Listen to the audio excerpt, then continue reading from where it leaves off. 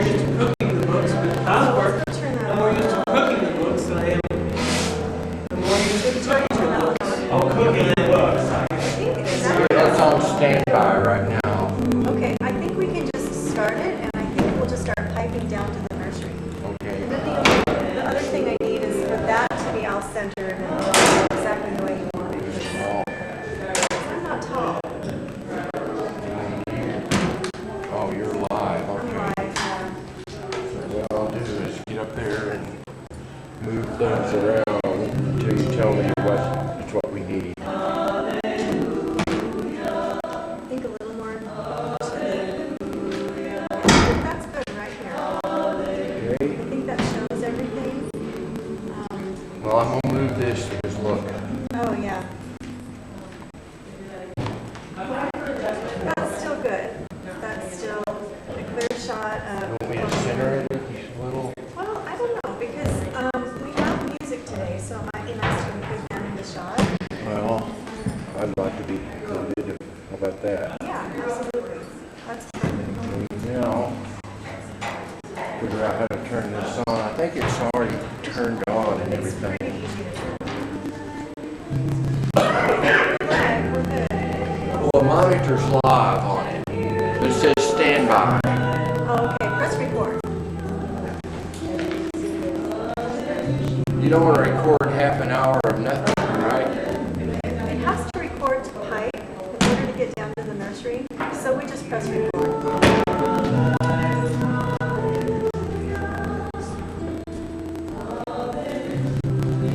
Did you get my email?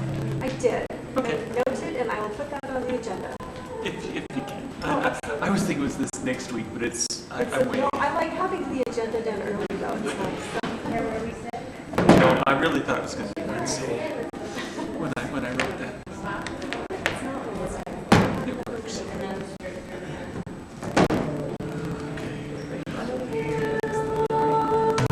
I'm looking to see if I can find my list of how to be a whatchamacallit? Sound? No, board. Oh, today's your board meeting day? Oh shoot. Board reader duties. Okay, good. I wrote a short version of this. I hope If worst comes to worst, I think I have my paper in my car. well, let's see who wrote this. I hope that's enough. No, I think that's good. Okay, that thing should be going.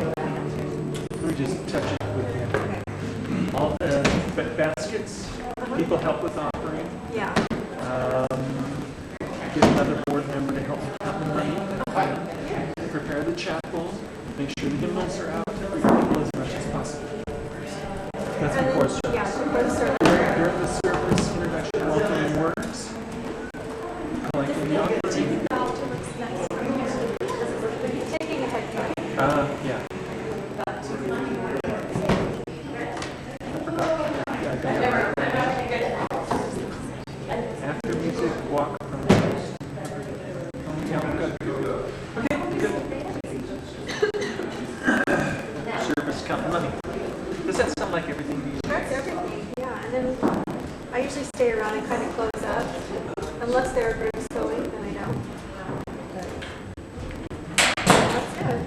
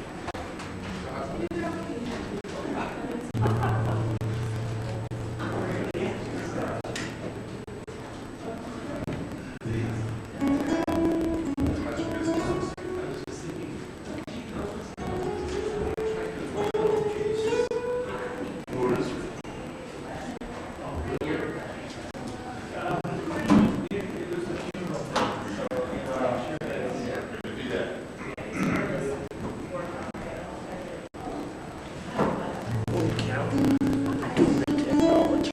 Yeah, we're live. I know. On YouTube. I know. I watch it and I sit there. If you go to it, you have to scroll to get to the. But it's good as well. Well, now I'm posting the links on Facebook so people can just go to Facebook. Oh, okay. So yeah. Well, it's not. It hasn't been that hard to find. Oh, good. It's been very easy. Yeah. And you're coming tomorrow night, correct? Yes. Okay. Then I figured we could just do scheduling then. So isn't there a 12:30 meeting today? No, it was last week. It was last week. Okay, well I was working, so I. Right, so Cinnamon and I just kind of talked about it. She's not going to be here tomorrow, but it's going to be us three. I just emailed. I looked at my calendar. Okay. I don't have any other events, so if I could it's subject to change because they could say you're going to do options. But I said it once and I can't. Try your vocal mics. So I just said that this morning Okay, perfect. because it's pretty well been finalized. Okay, yeah. I mean, Well, at least for the next quarter, my schedules, unless Yeah. something, if there's a disaster. disaster, then I mean, it all just bets are off. happens. Yeah. Anyway, so that's where it's at. Okay, perfect. All right. All right, I'll get something put together. Okay. Hey, thank you. Good morning. How are you? Yeah, I think everything's ready. That helps a lot. Thank you so much. Can you sing into it?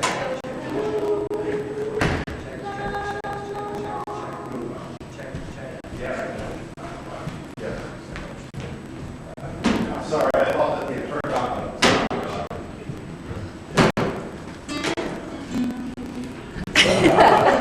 You can try, but, I know. I'm hoping that's not on, well, it's on, but but not filming. not There's no audience right now. Otherwise, However, we are recording. We'll do a goodie reel of you dancing and all right. go ahead, sing and dance, Beck. See how that works. Are you a dancer? No. I like to dance, but no. Try again.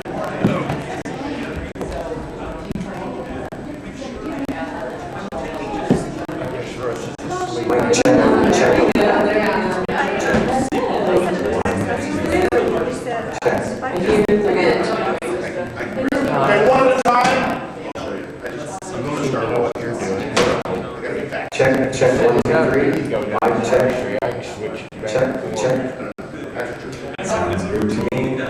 Okay, go ahead. Shemaine's mic. Shemaine's mic. Hello? The Lord's Church service.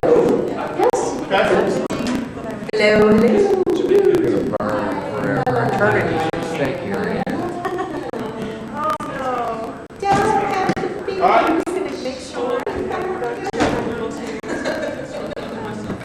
me a favor and sing something. You set it up Perform something. to go, and I was just running. All right, I'm just going to test YouTube really quickly and then I'll post it. That's with me.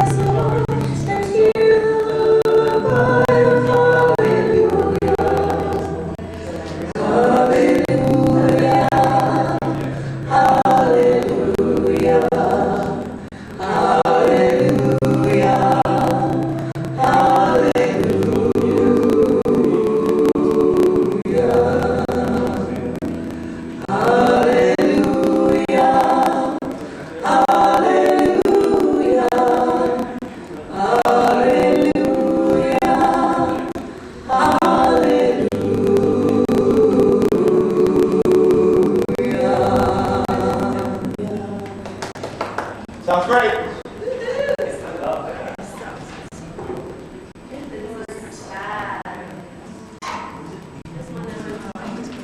So we're going to do the shots like the standby and all that. Okay.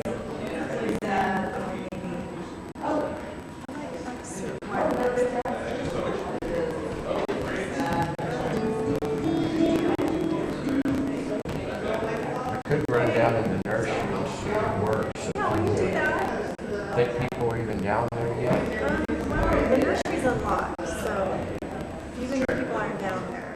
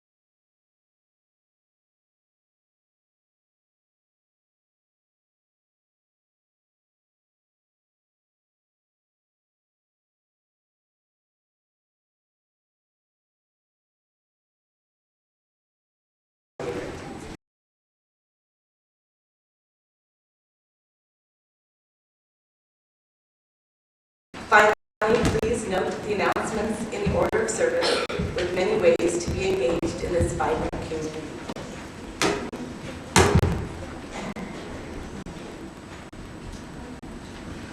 My name is Jan Vanderhooft. I'm a member of the Board of Trustees here at South Allen. And I really want to thank Shemaine and Rick for setting the tone for this service perfectly. Come, whoever you are. You are welcome here. No matter your age, your size, the color of your eyes, your hair, your skin, you are welcome here. No matter whom you love, how you speak, or whatever your abilities, you are welcome here. You're welcome here whether you come with laughter in your heart or tears. You are welcome here. If you come here with an open mind, a loving heart, and willing hands, you are welcome here.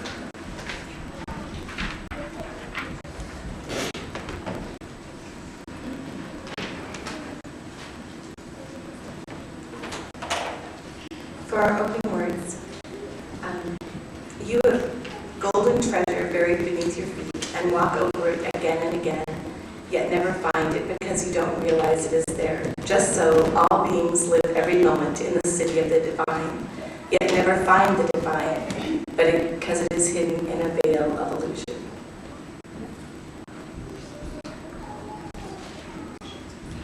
Please now open your hymnals to hymn 346, and please rise in body or spirit as we sing, Come, Sing a Song with Me.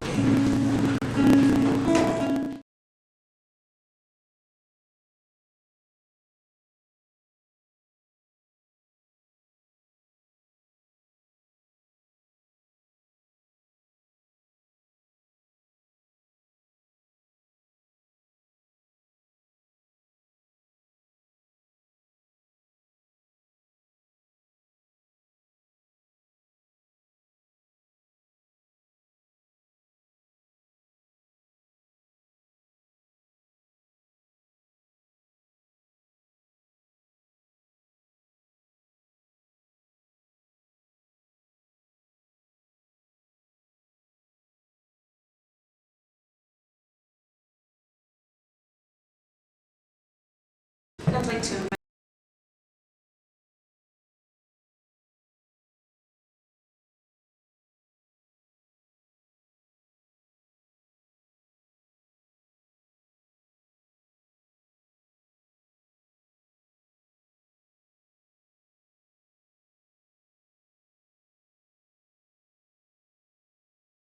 my young friends and my friends who are young at heart to come on forward for our story for all ages.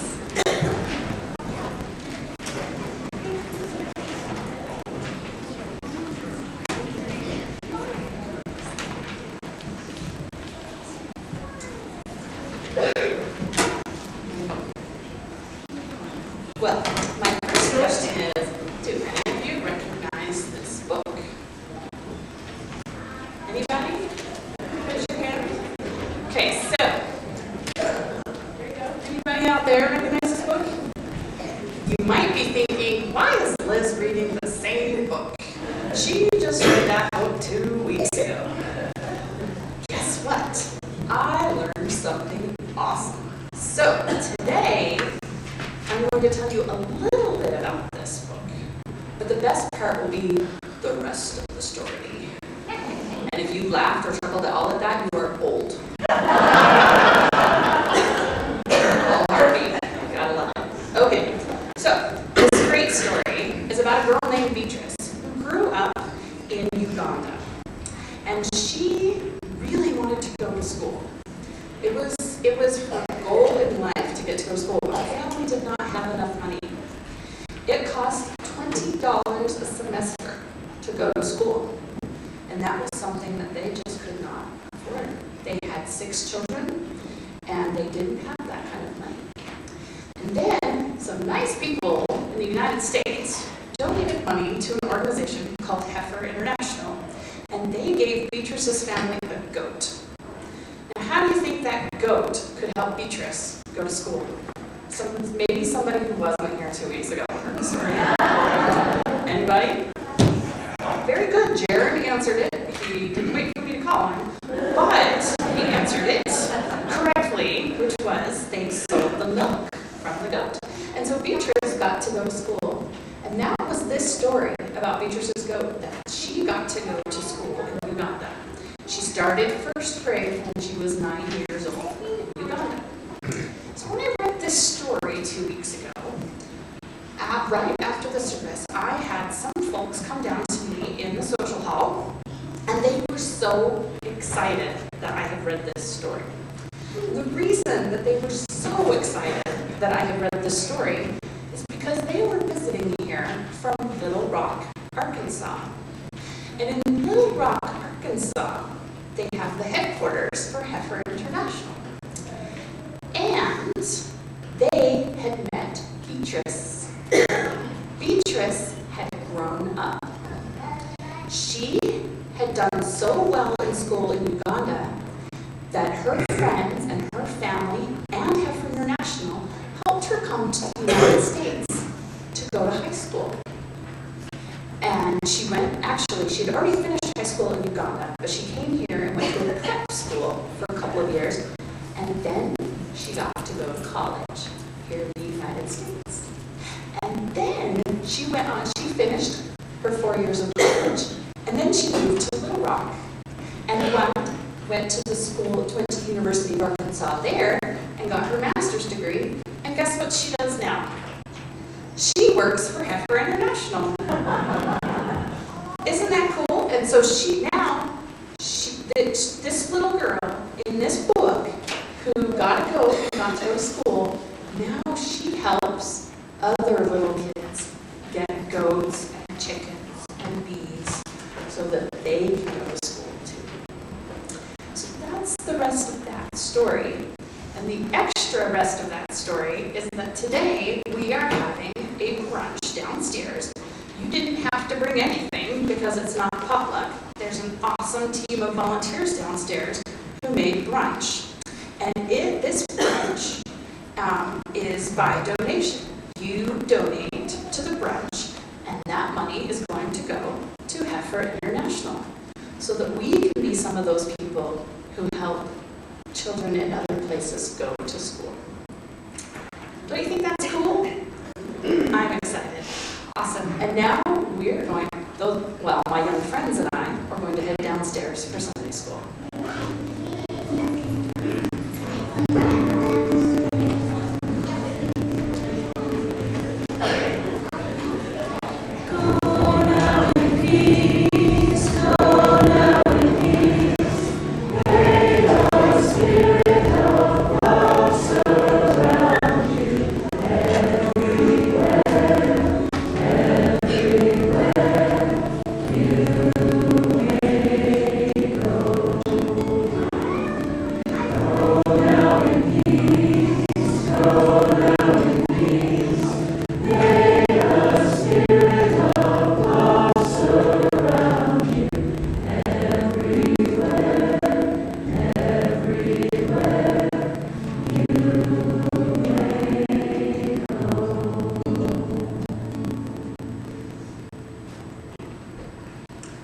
One way we here at South Valley support our community is to share our Sunday morning offerings.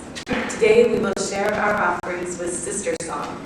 Sister Song is a network of grassroots organizations devoted to securing reproductive justice for women of color. For more information, please see your order of service. Will you join me in saying the words printed in the order of service for our offering? We are this church. We are its hands, its heart, its voice. Together we share the wealth of this community and sustain it with our gifts.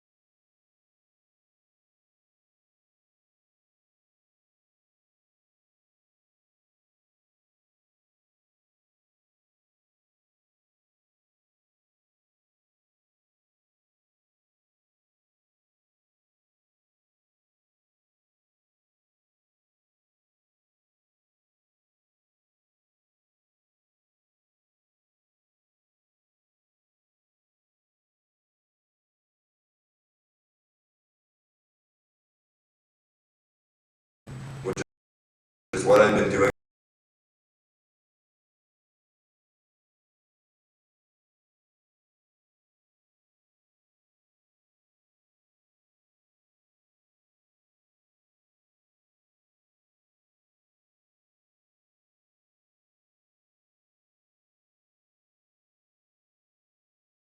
And I knew exactly what I wanted to say. I had recently been accepted to my dream school, and I felt like I could do anything. All the hard work and stress had finally paid off. I was extremely proud of myself because I was finally going to get the life I had always dreamed about living. But now I'm exactly where I had imagined myself, and I have absolutely no idea what I want to do with my life. And I do know that I would like to eventually get married and have kids, and I know that I want a life full of adventure and happiness, but I don't know what I want to do between all of that. There's so much pressure on people, young and old, to specialize in only one area and focus on it your entire life. This can be tricky if you're like me and don't feel like you have one true calling. Not going to lie, this terrifies me. I have interests in so many different areas, it's crazy. But I'm also nervous that I'll get bored of my job eventually and run into a dead end. If I could be a doctor for 1 week, then a baker the next week, then a flight attendant the week after that, I totally would. Unfortunately, that isn't how the world works. Throughout my short time at Boston University, I've come across a quote from Howard Thurman, an author, civil rights leader, and former dean of chapel at BU, that states, "Don't ask what the world needs. Ask what makes you come alive and go do it, because the world needs people who have come alive." To me, this means do what you're passionate about, because that is what will change the world. After hearing and reading the quote a couple more times, I decided to group all of my smaller interests into categories because I was convinced that this is how I was going to find my true calling. I made a goal to involve myself in each area as much as possible while I'm in school, so I can explore each area deeper and hopefully find connections between all of them. As of now, I'm majoring in psychology because I find myself discussing different theories and psychologists with my family and friends consistently, which I'm sure drives them crazy. I'm planning on minoring in linguistics because I'm intrigued by language and words and accents and grammar. And I'm involved in an organization called Peer Health Exchange, which delivers accurate health education to public high schools in Boston that don't have resources to teach their own curriculum. I teach classes specifically related to making informed decisions about sex and alcohol and marijuana. The challenging thing is that I'm not interested in any of the careers available in these areas. So I don't want to be a psychologist or a researcher or a social worker or a professor on psychology. And I don't want to be a writer or a journalist or an English teacher. And I would rather teach health as a hobby, but nothing more. The good thing, though, is that I'm only a freshman, so I have a couple more years to figure it out. And hopefully I will. So, thank you.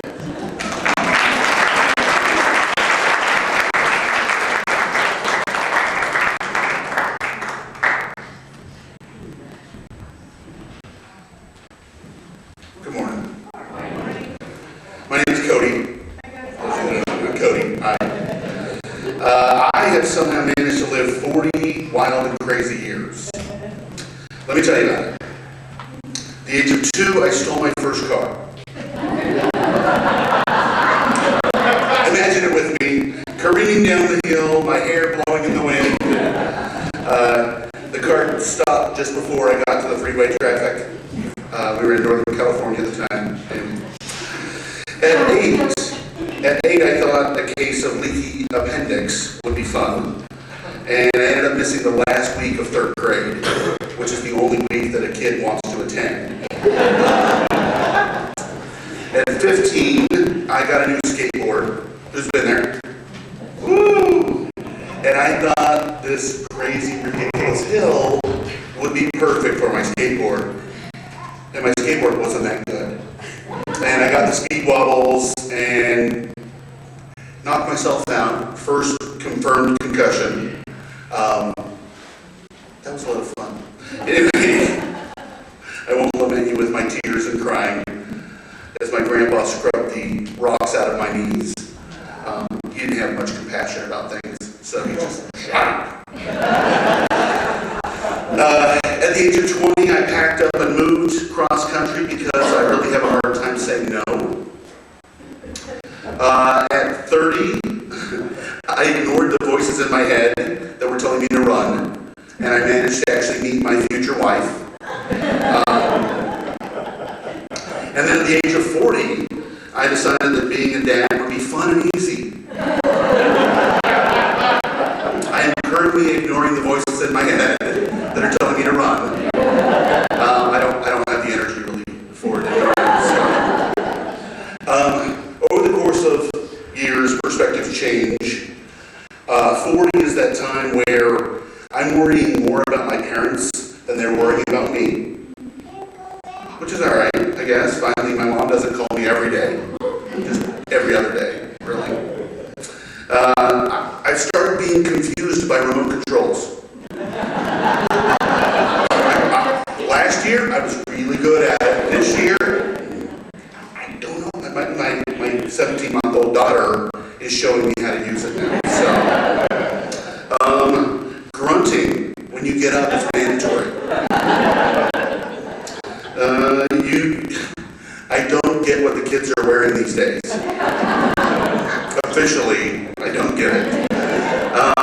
And then now talk radio is on more of my presets than anything else, which is a little embarrassing to admit publicly, but so how am I going to continue to live this one crazy, wonderful life? I'm going to have significantly more adventures. We like to do random, crazy, ridiculous, silly things. We'll like get in the car and just drive and decide if you're going to turn right or left when you get to an intersection. So we're probably going to have some more near-death experiences. They go hand in hand. And then definitely more of what is important. Getting that family time. She's growing ridiculously fast. So, in conclusion, you only live once. Yellow. And you don't get to take much with you. So, thank you. Okay.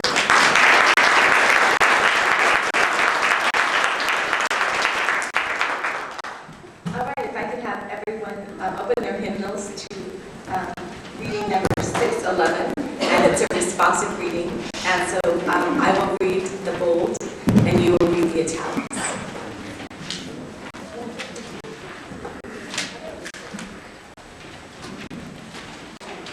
I am the self that dwells in the heart of every mortal creature. I am the beginning, the lifespan, and the end of all.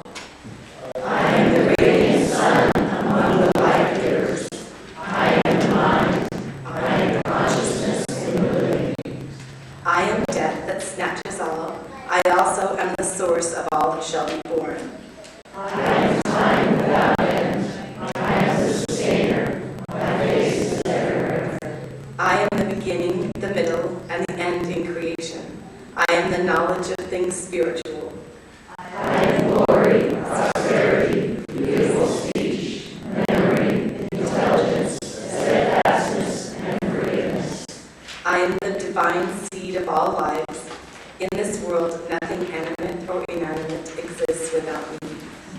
I am the strength of the strong. I am the purity of the good. I am the knowledge of the knower. There is no limit to my divine manifestations. Whatever in this world is powerful, beautiful, or glorious, that he may know to have come forth from a fraction of my power and glory. My name is Kathleen Luck, and I've been a member here at South Valley for about 9 years. I'm a member of the CUPS group here at the church, which stands for the Covenant of Unitarian Universalist Pagans, and I'm also on the worship committee. My life has taken an interesting turn recently, but to explain it, I need to go back to some earlier stages in my life. When I was in college, a little Maggie, I decided to graduate in biology. I did this out of a near total ignorance of what a person graduating in biology actually does with a degree. But I just knew I liked biology in high school, and so that's what I wanted to get my degree in. So I graduated with absolutely no idea of what I wanted to do, because I didn't bother to research it before. I got married right after I graduated, and I got job in a research lab at the university. When my first daughter was 3 months old, I quit my job to stay home with her. I realized I was only making about $2 an hour after I paid taxes and childcare, so figured we could probably just live without the $2 an hour. And I was really thankful. I've been really thankful that I was able to stay home with my kids in their early years, because I know a lot of people can't make that choice, so I was really glad I was able to make that choice. I spent several years trying to decide what I wanted to do when I went back to work. So I took some nursing classes, but found that that wasn't for me. So when my youngest was about 4, I went back to the university to get my master's in education so that I could teach biology in secondary school, because I still want to use the degree that I had. And so in 2007, I started teaching biology at Kearns Junior High, and I totally failed at it. It was a very hard school, and I hadn't realized it was going through some really morale problems and had lost a lot of teachers, experienced teachers. And so I found that I felt like a failure, and it was very stressful as well, because it just felt like I got shoved into the classroom and they closed the door and I was drowning and nobody cared if I was drowning. They were just glad there was a live body in the classroom, and it was really, so, but I also felt like a failure because some of the other new teachers were able to swim to the surface, and I wasn't able to do it. So I felt like a failure because I wasted all the money on my master's degree. And to add to the failure, I was looking for a job in 2008, which was the very worst time to look for a job. As you can imagine, nobody would even hire you to work at Walmart. It was so bad. So after working for a year in retail, someone said that I should try being a paraeducator. And I never heard of a paraeducator before, but I looked into it and thought that I could help someone who was a teacher. So I did that, and I worked with a 40-year veteran teacher. I decided that I should give teaching one more try, that maybe I could learn to do it. Maybe it was not so much, it was somewhat a gift, but maybe it was also a skill that you could be learned from watching other people. And so I shouldn't write it off altogether. So I used the points that I got as an aide to renew my license, and this last summer I got a job not teaching biology, but teaching middle school math. I'm in my mid-50s, and I finally have another career. It is still difficult being a middle school teacher. It's not something that comes automatically easy to me, teaching sometimes, and it's something I need to get better at. However, I'm happy to feel that I'm using the degree that I got so long ago, and also to find that the math classes that I took on my way to getting a biology degree are actually proving useful, because I have only 3 more classes that I need to take to get my math endorsement. So all those classes, the calculus that I was like, I don't know what I'm going to use calculus for in biology. It's like, oh, yes, a use for it. So my daughters are mostly through high school now. But I'm not sure, don't think we'll be empty nesters anytime soon, because I have 3 daughters, and the cost of college now, they're going to be in my house for a long time just to get through college. And my husband and I, we're at the stage where we're just beginning to think about retirement, but it's still a long way off. So what I want to do with my wild and wonderful life right now is to enjoy being a teacher, and finally having a degree and finally having a career and using the degree that I got so long ago in my way earlier stages of life.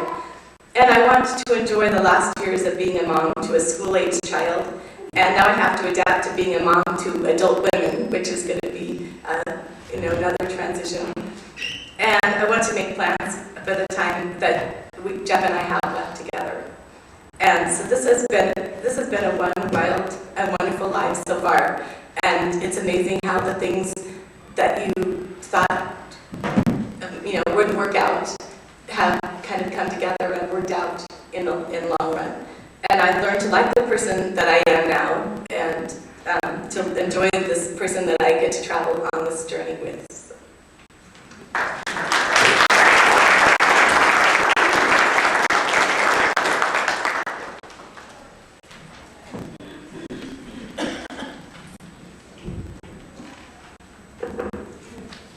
I'm Dion Corkins, a 70-year-old with a 21-granddaughter living with me that kind of keeps you in the youth culture. And I'm a retiree of only 5 months, so I'm still exploring my new existence and downsizing professional clothes. I want to donate them to some group helping women without employment. And the recent death of a high school classmate reminds me that time is limited and I want to live life more fully. It's nice to be retired. I've worked since I was 14 years old. That job was peeling potatoes and washing dishes in my mother and aunt's Montana restaurant. And I've worked, most of my life, so the leisure time is precious. Because my husband was in the military, I got to live in many places, Arizona, Germany, because he was an official NATO officer. We were able to visit Berlin before the fall of the wall. And in Georgia, I had a remarkable experience.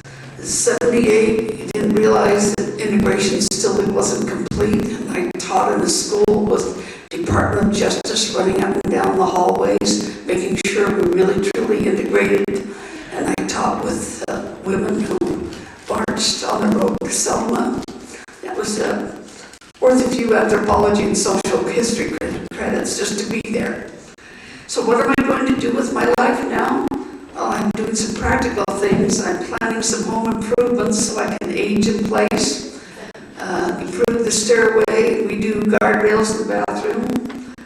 And increasing physical activity is a goal of mine, not only to improve my health, but so I can continue to climb those stairs and have good balance.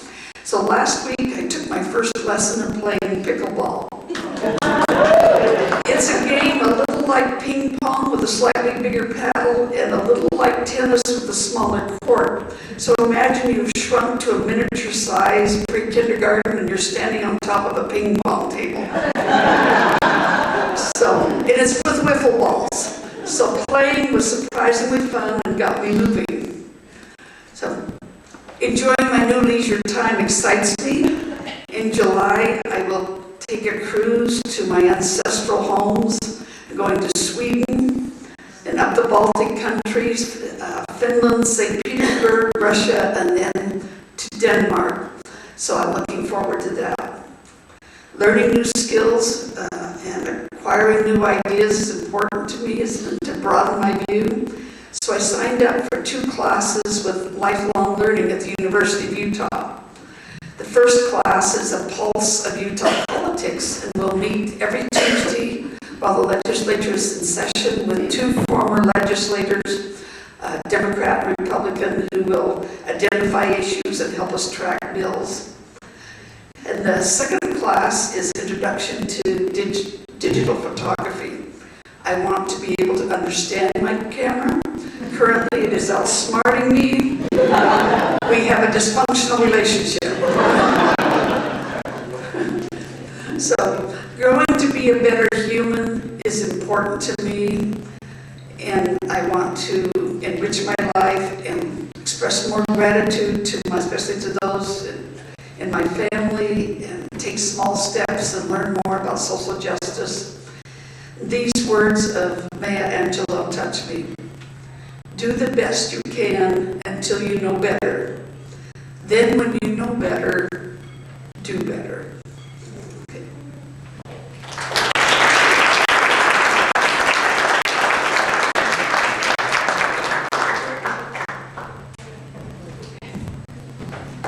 Well, now there, you're unannounced speaker. Life is wild, isn't it? Okay. So,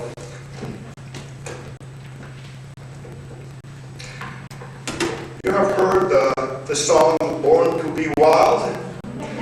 That definitely was not written about me. Maybe I was born to be mild, not wild. Or maybe I was born to love karaoke. Or most accurate of all, I was born to be civilized. Might be made to be civilized. I will explain. That doesn't have the beat that born to be wild, but the beat will come to you whatever you want to do, despite all careful planning. People really don't want to be wild, at least in songs.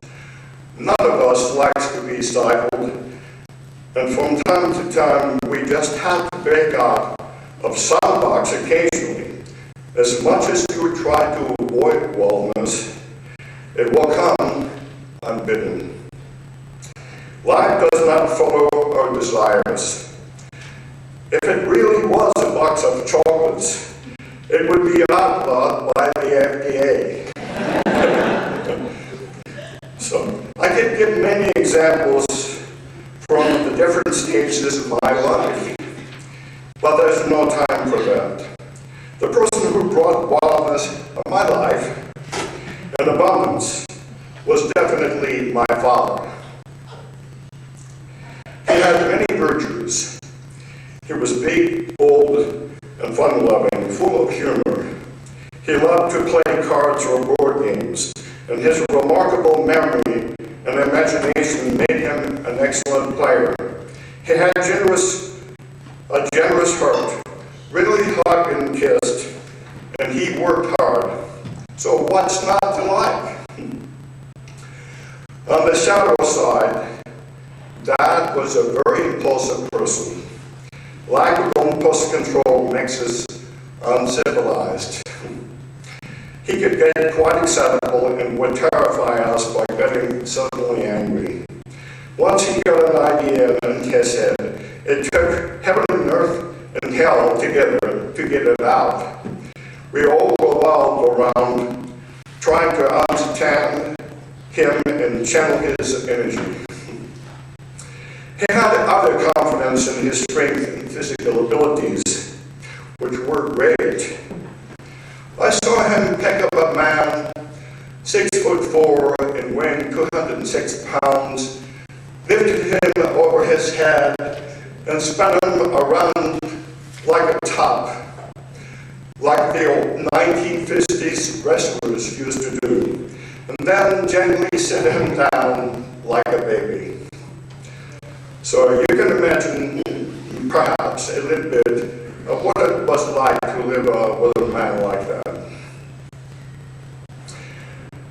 So here I was, a shy, quiet, introspective boy who loved books and was often embarrassed by his public behavior.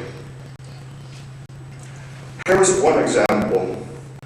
My family and I were converts to the Mormon Church in the 1960s, and he loved fast and testimony meetings, which occurred once a month in the church.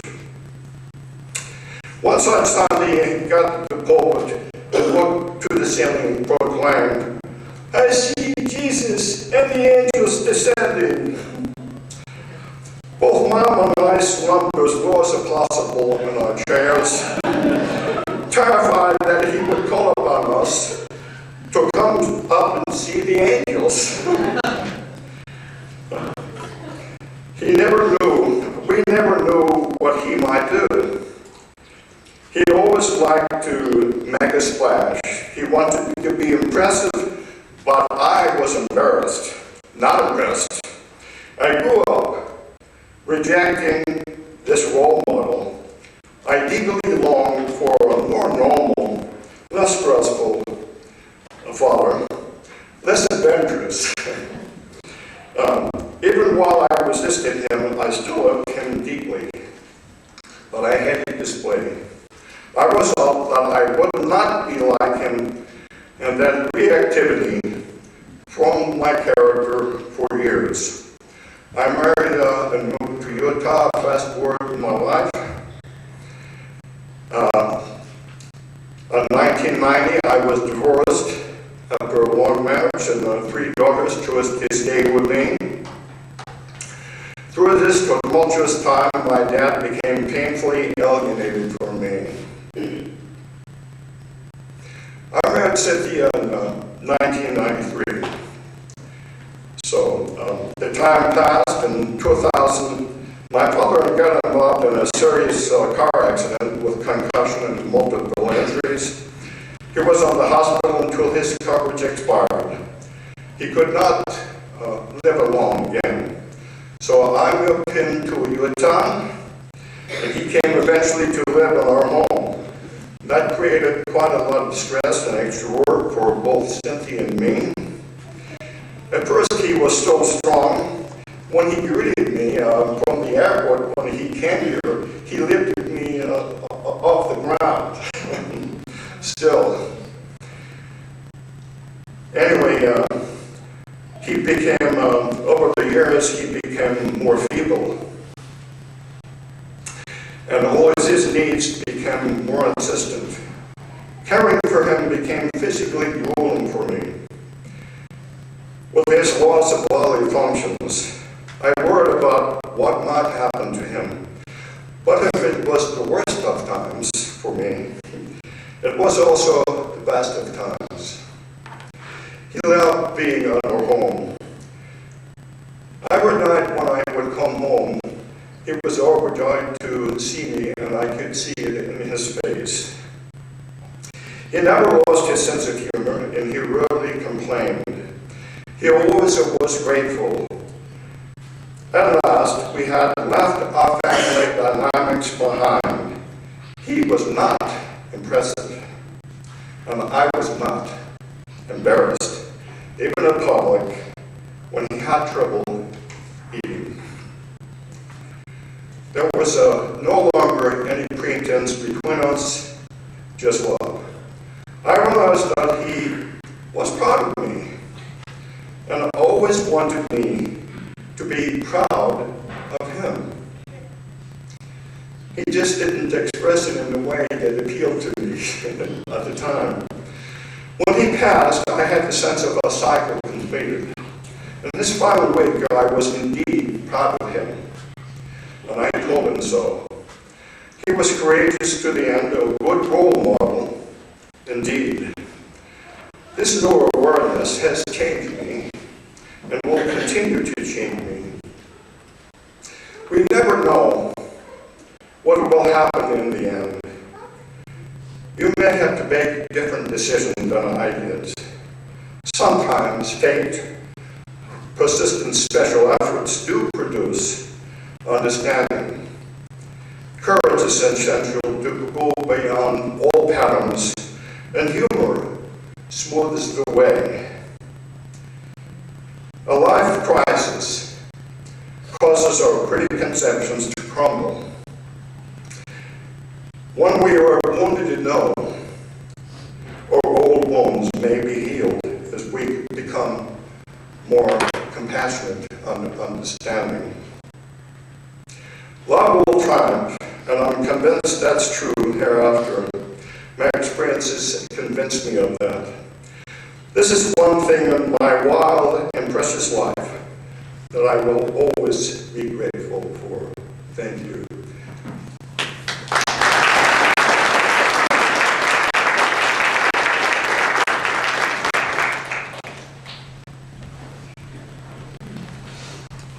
This service actually represents quite a bit of our shared ministry in this congregation. I very much appreciate it. Special thanks to Bill Dobbs, who's not in the program, David Lane for doing the sound, who's not in the program, and Sutton Morgan. And there's so many people that are involved in this. Please all join with me as we sing from page 354, We Laugh, We Cry. Please rise in body or spirit.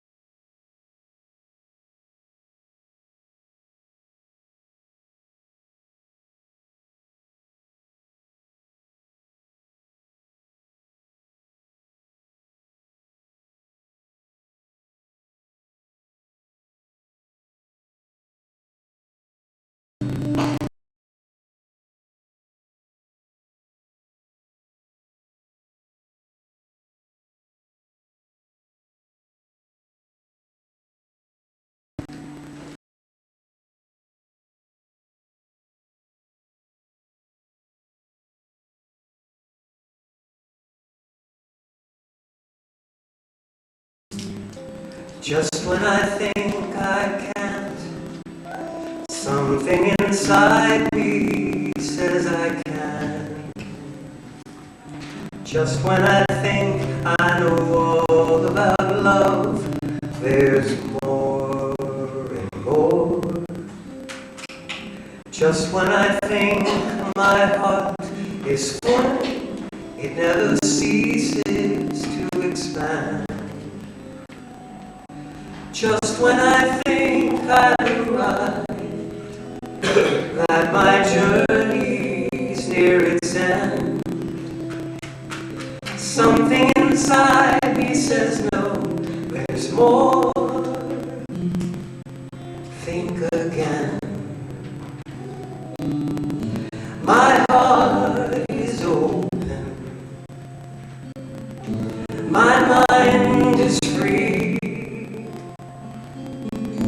I now stand ready to live the greatness that lives me.